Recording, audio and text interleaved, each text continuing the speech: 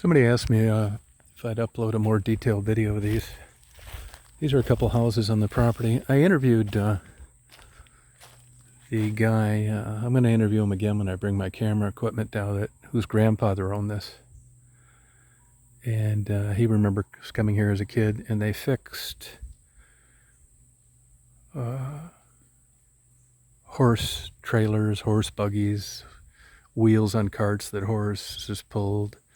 There was some blacksmithing, that kind of stuff. And he doesn't recall specifically, but he's sure that he'd never heard anything with regard to either of these two homes being used for slaves' quarters. My guess would be that these were built afterwards, and to tell you the truth, I don't know. It's about as good as it's going to get for me talking to someone that has any knowledge about this property. But I get the impression that these were just two homes where workers lived, and maybe other families, but nobody knows. It was the Bowen farm, which was 1,000 acres at one time, but through eminent domain, the state took it over and left them with just a couple hundred. They were compensated, but not much. And then since then, this was purchased, and other acreage around it's been purchased as well, which would not have been the original part of the 1,000 acres. Would have been somebody else's. As you know, a couple of weeks ago, we found about a 35-foot handmade field stone well out in the middle of nowhere, unrelated to any structures, and quite a bit of distance away from hay barn. I don't see any remnants, any homes back there, but there are old barbed wire fences. So we'll see. But anyway, back to this. A lot of the structures around here, including churches, are elevated. They didn't have the equipment and means to make full-fledged foundations, and this is how they did it.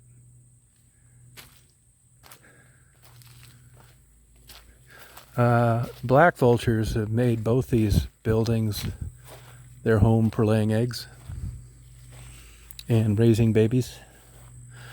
Now,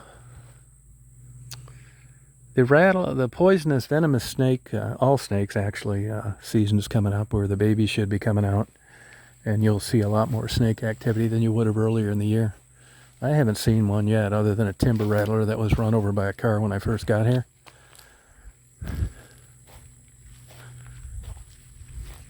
These are interesting homes, and obviously as time went on, somebody had done some repairs. You can see by the hinges and things like that. There's some old insulators up here. I'm going to do some repairs to this once winter comes. We want to try and keep these around. You can see how these were old hand-notched boards at the bottom, where they had made the cutouts for some of these foundations. Beautiful clouds today, by the way. Our bush hog is broken, and which is why this field's so high. When we get it back, I'll get over here and cut it off. But these are interesting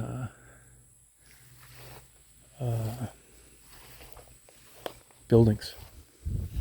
As you can see here, this one had fallen over a couple times, and they use regular old cinder block.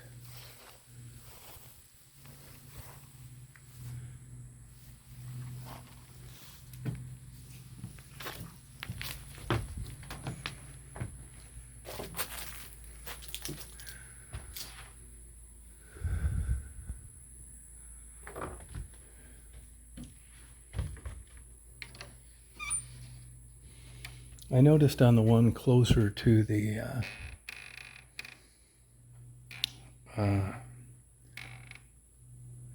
road, the buzzard comes in from the window and exits the door.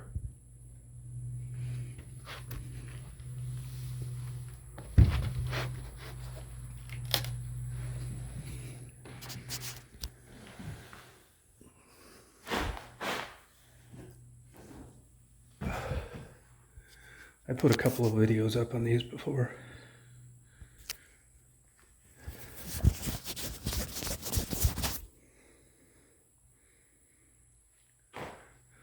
These are identical designs pretty much.